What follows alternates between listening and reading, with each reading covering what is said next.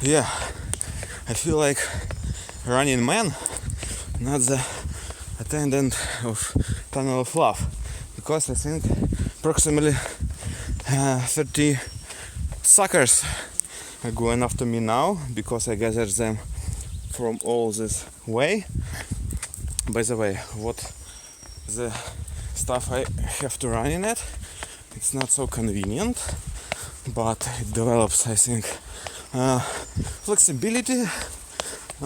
strength, and some other great stuff. So,